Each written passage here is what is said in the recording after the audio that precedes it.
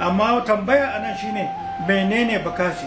Wani guri ne mai tsayi wanda daga wurin zaka iya gano zaka iya hangen Cross Rivers gaba ɗaya da Akwa Ibom da rijiyoyin mai na Najeriya da ke tsakanin wannan wurin a cikin teku da cikin Najeriya.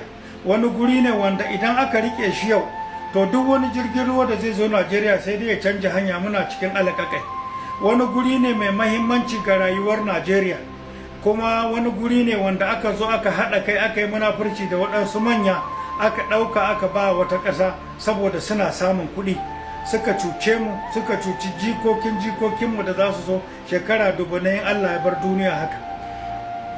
Wani wuri ne mai tarin daraja da albarka wanda duk ƙasashen mai, duk ƙasashe da suke da mai na duniya suke harin cewa ya kamata suna cinikayya da shi.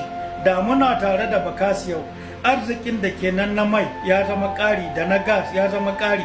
Wannan mai da ba mu da shi yanzu wani abin kunya wanda yau a ce ga mu da mai amma sai mu ɗauka mu kai wata ƙasa ta tace ta damu da shi, domin mu wawaye ne. Iyayenmu suka ƙirƙiro refinery, amma iyayen nan namu irin Sardauna su Tafawa Balewa su suka ƙirƙiro refinery, a dalilin wannan aka sa aka rusar da su, aka yi musu ƙage da shar yau ba sa duniya.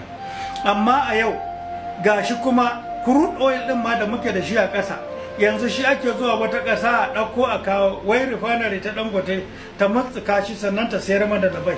To wanda ya haka ya za a talaka ya samu man da arha?